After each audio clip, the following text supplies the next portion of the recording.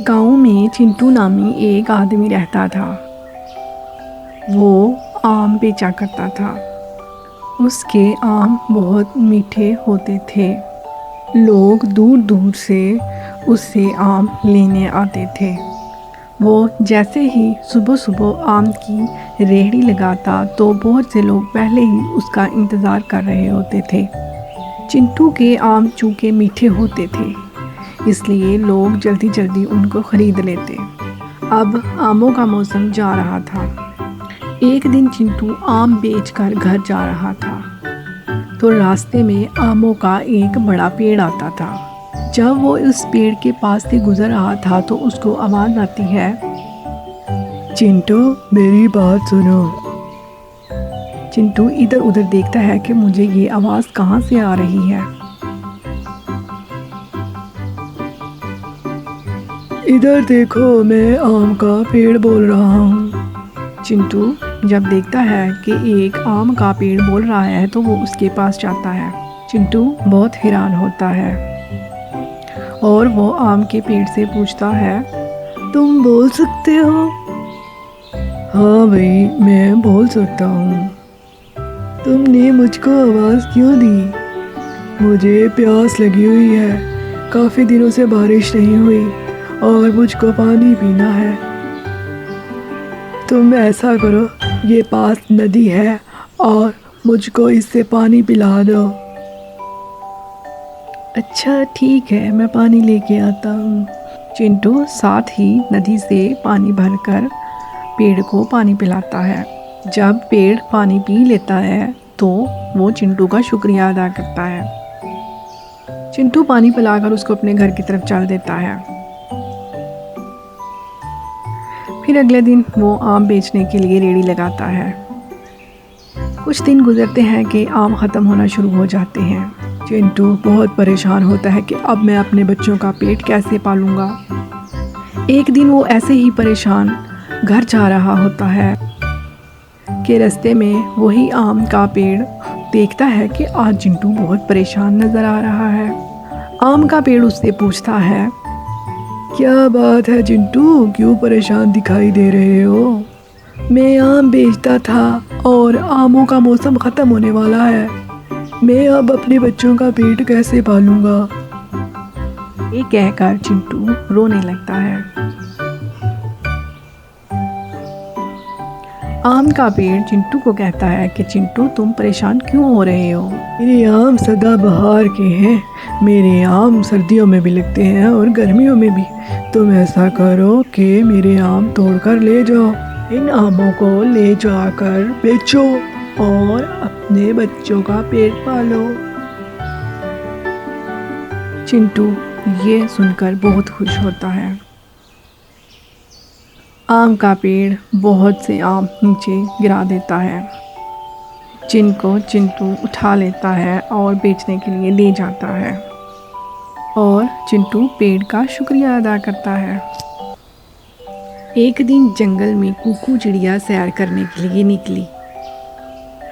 हरे भरे जंगल में वो इधर उधर उड़ रही थी।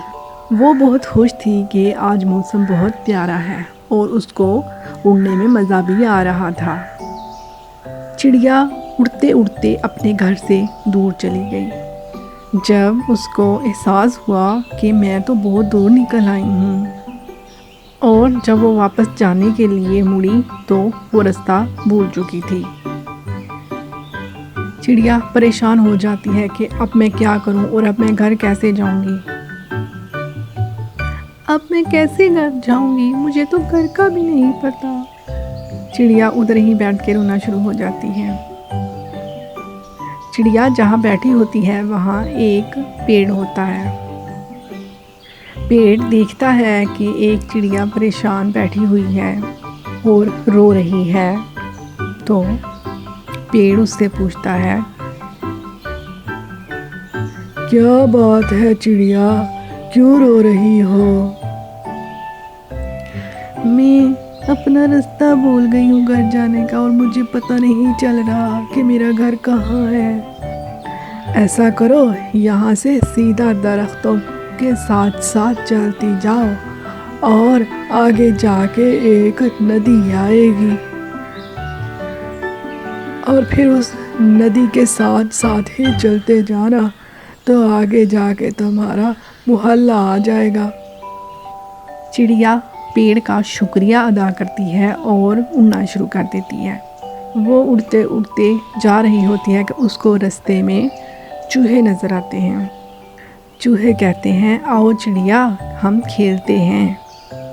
चिड़िया कहती है, मैं तो रास्ता भूल गई हूँ, मुझे घर जाना है, मैं तुम लोगों से नहीं खेल सकती, फिर किसी दिन खेलूँगी। चूहों को शरारत सूझती है। वो चिड़िया को कहते हैं, यहाँ से एक शॉर्टकट भी जाता है, तुम ऐसा करो कि इस रास्ते से पड़ जाओ और तुम्हारा घर जल्दी आ जाएगा। चिड़िया उनकी बातों में आ जाती है और वो चूहों के बताए हुए रास्ते पर चल पड़ती है।